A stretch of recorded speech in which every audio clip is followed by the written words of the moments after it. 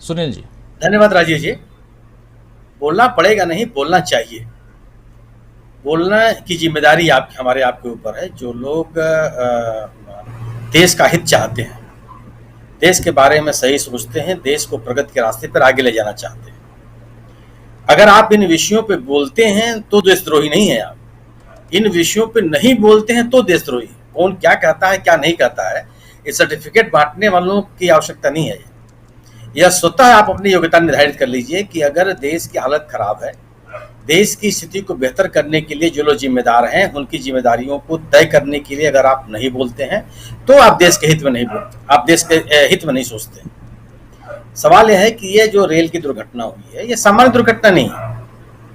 अगर एक स्थान पर 3-3 गाड़ियां लड़ जाएं और इस कदर दुर्घटना हो जाए, सैकड़ों की संख्या में लोग मारे जाएं, वो तो भी तब जब आप ये दावा कर रहे हैं कि आप रेल यात्रा को सुरक्षित करने के लिए तमाम कदम उठा रहे हैं।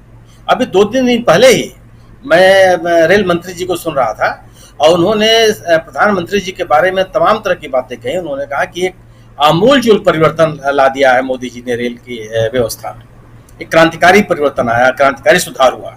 ये भी 2-3 दिन पहले का ही दावा उन्होंने किया। और रेल मंत्री जी भी कोई ऐसा व्यक्ति नहीं, बहुत काबिल आदमी है और अपनी विशेषज्ञता की वजह से ही प्रधानमंत्री जी ने उनको रेल मंत्री के रूप में स्थापित किया था, अपने मंत्रिमंडल में शामिल किया। और आपके इस दावे के बाद इस तरह की बड़ी दुर्घटना हो जाए और आप इसकी जिम्मेदारी न तय करें, यह केवल यह बताता है कि पूरी की पूरी व्यवस्था के प्रति आपका रवैया क्या है। अगर आपने रेल के बजट को आपने जो राज्य का देश का मेन बजट था उसमें शामिल कर दिया, ठीक है, हो सकता है कि आपको अच्छा लगता हो कि यह करने से कुछ बहुत गुणात्मक परिवर्तन आ जाएगा, वो तो दिखा नहीं। लेकिन आपने किया, आपको करना था, आपने कर लिया। उसके बाद जो कुछ भी रेल में हो रहा है, अगर आप रेल की गतिविधियों को देखेंगे तो आपको आश्चर्य नहीं होगा कि यह दुर्घटना कैसे होगी। जिस तरीके से रेलवे में सुरक्षा को लेकर के, रेलवे के संचालन को लेकर के, रेलवे की पटरियों को व्यवस्थित रखने के लिए उनके लगातार रख रखाव के जो तौर तरीके रहे हैं परंपरागत रूप से, उनमें कितनी कमी आई है, आप अपने स्तर से इसकी जानकारी कर लीजिए। अगर आप रेल यात्रा कीजिए, अगर आप दिन में यात्रा कर रहे हैं तो ऐसा शायद कभी होता हो कि उन रेल की पटरियों पर रेलवे के इंजीनियर्स अपनी वो गाड़ी लेकर दौड़ते दिखाई पड़ते थे और वह रेलगाड़ियों की पटरियों को चेक करते थे। यह दृश्य अब लगभग गायब है, आपको दिखेगा ही नहीं। निजीकरण को जिस तरीके से प्रोत्साहन दिया जा रहा है, यह आपको लगेगा कि आप पूरी की पूरी व्यवस्था के प्रति कितना आपका लचीला और अगंभीर रवैया है।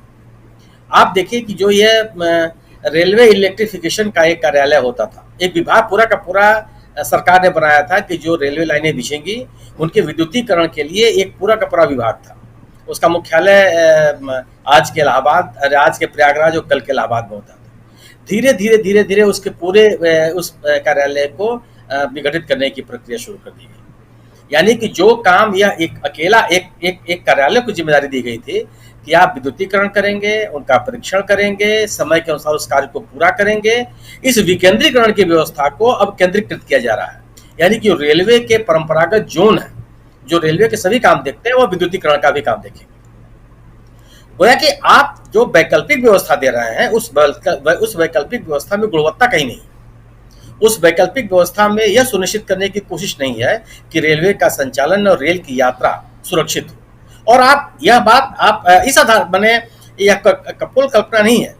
इस पूरी की पूरी सरकार ने नई रेलगाड़ियों को चलाने पर रोक लगाई कि हम रेलगाड़ियां नहीं चलाएंगे, रेल की जो वर्तमान व्यवस्था है उसको सुदृढ़ करेंगे और जो रेलगाड़ियां चल रही हैं उन रेलगाड़ियों को हम व्यवस्थित करेंगे।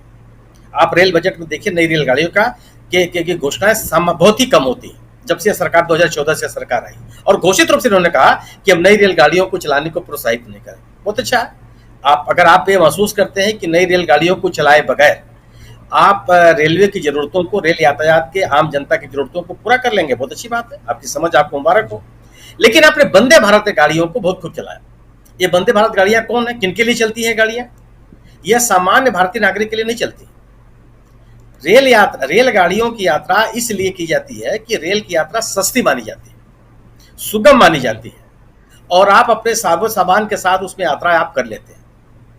लेकिन इस पूरे के पूरे कंसेप्ट के विपरीत यह वंदे भारत रेलगाड़ियों का संचालन है। वंदे भारत रेलगाड़ियां समाज के विशिष्ट लोगों के लिए, उन लोगों के लिए है जो महंगी रेल यात्राएं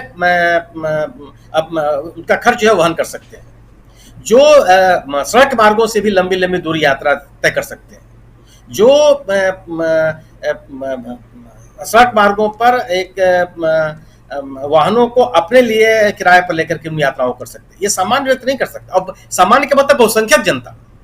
अब आप रेलगाड़ियों के जो अनारक्षित गाड़ियों में यात्रा, डिब्बों में यात्रा करने वाले जो लोग हैं, उनकी संख्या आप देख लीजिए। वो कौन लोग हैं? वो ऐसे लोग हैं जो अपने आर्थिक व्यवस्थाओं के कारण इस चिलचिलाती गर्मी में बसों के छत पर बैठ कर यात्रा करने के लिए मजबूर है, क्योंकि गाड़ियों में जगह नहीं है, गाड़ियां उपलब्ध नहीं है।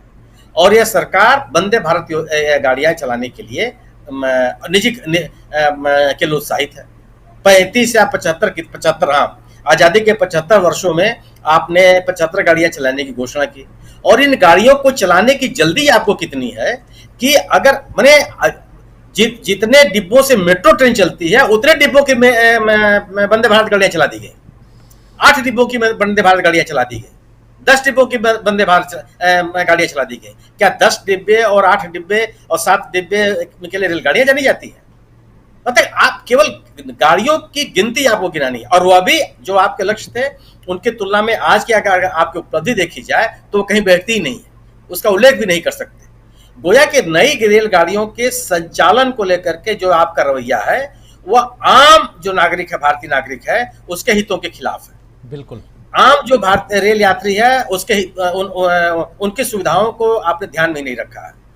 जो आम भारतीय रेल यात्री है उसकी आर्थिक स्थितियों को आपने ध्यान में नहीं रखा। यह आपका रेल यात्रा के बारे में, रेल की सुरक्षा के बारे में इस सरकार का रवैया है।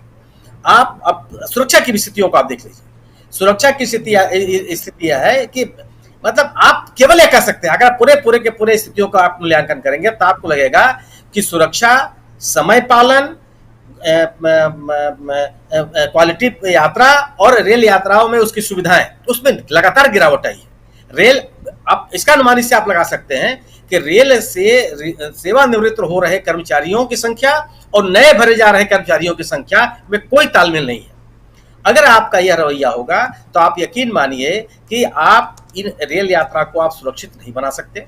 सुरक्षा कोई एक दिन की चीज नहीं होती है।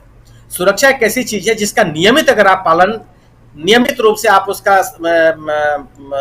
उसकी देखरेख आप नहीं करेंगे तो आप रेल यात्रा को सुरक्षित, किसी भी यात्रा को आप सुरक्षित नहीं कर सकते हैं, और खास तौर से तकनीक पे आधारित इस रेल यात्रा को। आपने जो टाइटल दिया है कि देश के बिगड़ने की हालत के लिए जिम्मेदार कौन, निश्चित रूप से आज की इंतजामिया इसके लिए जिम्मेदार है, और उसका गैर जिम्मेदाराना और एकदम अतार्किक रवैया इसके लिए जिम्मेदार है। जी जी जी, बिल्कुल बिल्कुल सुनील जी, यही हम समझने की कोशिश कर रहे हैं। अलग